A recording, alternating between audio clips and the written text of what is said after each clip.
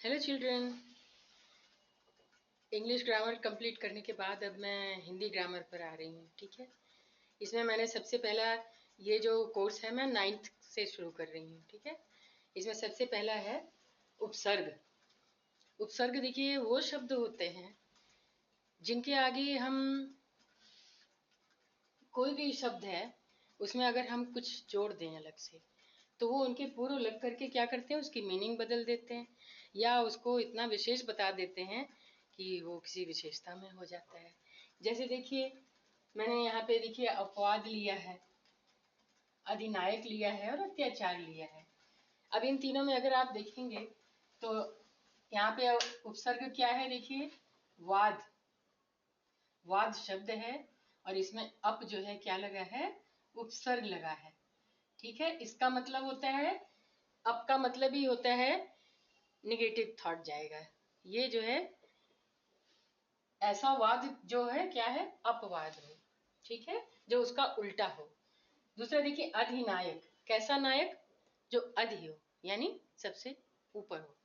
तो ये अधि देखिए अलग से, अब ये अधि फिर उपसर्ग हो गया आपका, और नायक ये प्लस हो गया। तो ये वो शब्दांश हुआ और ये जो है उपसर्ग हुआ। ठीक है, ऐसे देखिए अति प्लस आचार, अति का मतलब ये होता है कि बहुत ज्यादा कोई चीज हो जाए। तो इसमें अत्याचार देखिए ऐसे, ये अति। अब अगर आपको संधि याद होगी तो यण संधि का ये एग्जाम्पल है। ठीक है, अति ई जो है या में बदल जाता है और अत्याचार बन जाता है। तो यही यहाँ पर हमने उपसर्ग निकाला। ये क्या है, उपसर्ग है। ठीक है, आचार, आचार मीन्स होता है आचरण जो हम करते हैं। ठीक है, अब इसके आधार पर अगर हम देखें तो उपसर्ग जो है 3 प्रकार के होते हैं। ठीक है, 3 प्रकार के कौन से उपसर्ग, 3 प्रकार के होते हैं देखिए।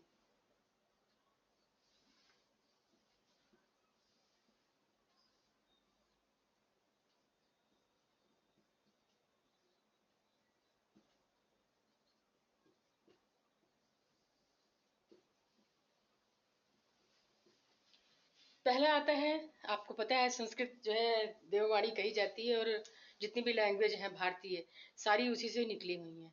तो ये सबसे पहले उपसर्ग आता है संस्कृत भाषा से लिया गया। तो हम सबसे पहले नंबर पे संस्कृत भाषा को करते हैं। ठीक है, संस्कृत भाषा से लिए गए उपसर्ग।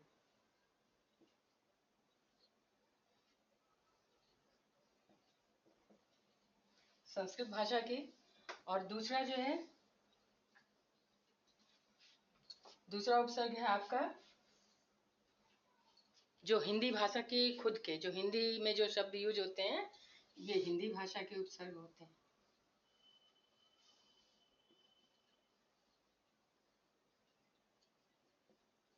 हिंदी भाषा के उपसर्ग।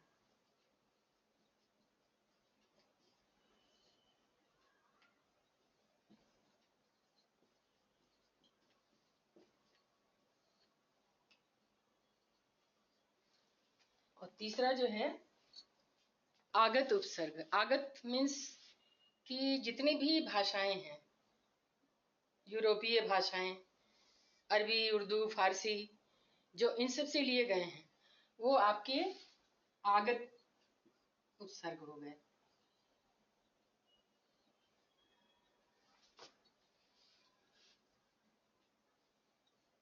आगत मीन्स कि आना, जो दूसरी भाषाओं से हमारी हिंदी में आए हैं वो आगत भाषा।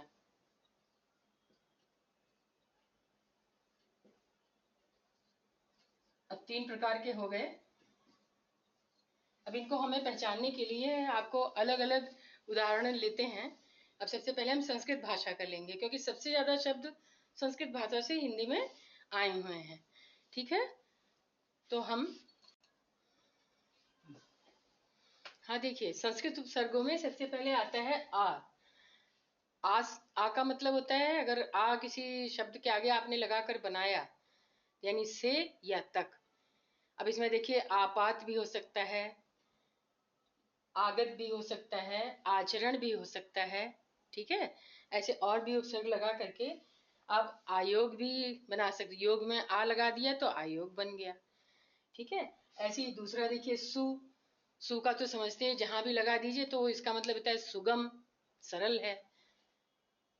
और अच्छा, सुंदर, सुपुत्र, ऐसे ही और भी कई सारे शब्द हैं। सुस्वागत आप इसमें मिलाकर बना सकते हैं। जैसे वी है, वी का मतलब होता है अलग या विशेष। अब शेष के आगे देखिए वी लग गया, विशेष बना ना। इसी तरह से और भी देखिए विवेचना। अब नी का मतलब होता है विशेष, विशाल और नहीं, मतलब तीनों मीनिंग एक साथ लग सकती है इसमें। नी का मतलब देखिए निषेध, मतलब नहीं। और बड़ा अगर करेंगे तो निराकार। कैसा आकार? निराकार। मीनिंग बदल गई यहीं पर। इसी तरह से निसंतान, ये तो निष्का हो गया, ये इसका नहीं होगा, ठीक है। अब इस तरह से प्रा का देखिए, प्रा अगर लगा दिया किसी के, जैसे सिद्ध में प्रसिद्ध, प्रसिद्ध मतलब कि ज्यादा, और आगे लगा दिया तो इसी तरह से कार में देखिए प्रकार लगा दिया तो लग गया। ऐसे ही प्रसाद है, मीनिंग ही बदल गई। प्रसाद लगा दिया तो प्रसाद मतलब भवन होता है, ठीक है। और एक प्रसाद होता है जो भगवान जी का प्रसाद लेते हैं। ऐसे ही अति, अति मतलब ज्यादा, किसी में भी लगा दिए। अत्याचार, अतिक्रमण, ऐसे बहुत सारे और भी एग्जाम्पल आप पढ़ेंगे। तो अति सुंदर, सुंदर के आगे और अति लगा दीजिए, सुपरलेटिव हो जाएगी उसकी। इस तरह से देखिए। अब अनु, अनु का मतलब होता है पीछे पीछे चलना, ठीक है, पीछे चलना। तो अनुगामी यानी पीछे पीछे चलने वाला। अनुसरण, ऐसे अनु, अनु का और भी अनुग्रह है। और भी बहुत सारे शब्द हैं, आप याद कीजिए तो आपको पता चल जाएगा। अब देखिए अभी, अभी का मतलब होता है निकट। अभितः, परितः, ऐसे बहुत सारे संस्कृत का शब्द है ना ये। तो इसमें अभी का मतलब होता है चारों ओर। अभिवादन, वादन के आगे देखिए अभिवादन लग गया, मीनिंग चेंज हो गई। तो ऐसे ही आपको और भी, ऐसे उप का मतलब होता है छोटा। आपने देखा होगा अध्यक्ष, उपाध्यक्ष, ठीक है। प्रति, प्रति का तो मतलब ही होता है हर एक, प्रत्येक। परि का मतलब होता है चारों ओर। अपि का मतलब होता है भी या किंतु, ठीक है। अव का मतलब होता है बुरा, जैसे मानना, अवमानना। और दुर, दुर का मतलब होता है निषेध। और ये विशाल, यानी दोनों चीजें इसमें आ सकती हैं। दुर का मतलब इसमें सबसे बेस्ट एग्जांपल इसका अगर लेंगे तो आप देखिए दुर्बल, दुर्लभ, ऐसे और भी शब्द आपको मिलेंगे। अब यहाँ देखिए निर, निर का मतलब भी देखिए विशाल और निषेध, सेम वही मीनिंग है।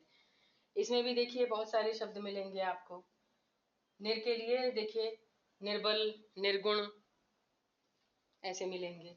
ऐसे ही देखिए उद मतलब, उद मतलब श्रेष्ठ होता है। उत्कृष्ट वर्ड इसी से बना हुआ है, उत्कृष्ट है। उत्कंठा, ऐसे और भी शब्द मिलेंगे। सम, सम का मतलब होता है शुद्ध, पूर्ण, यानी समदर्शी, समप्रभु, समता, ऐसे और भी बहुत सारे मिल जाएंगे। नेक्स्ट देखिए क्या है, परा। नहीं, ये दुष् वर्ड है। दुष् का मतलब ये बुरे उसमें लिया जाता है, दुष्कर्म जैसे वर्ड है।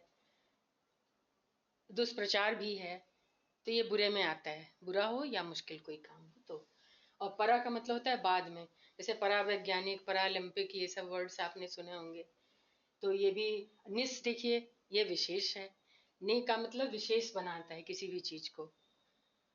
इसके लिए आप क्या ले सकते हैं, निष्काम ले सकते हैं, हाँ, निसंदेह ले सकते हैं। तो ऐसे भी और भी वर्ड आपको मिल जाएंगे।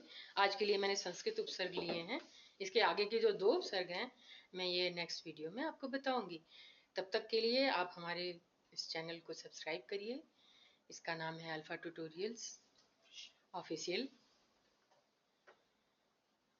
दैट्स ऑल, इतना ही आज के लिए पर्याप्त है। अब मैं नेक्स्ट वीडियो लेकर फिर आती हूँ। Okay, bye bye.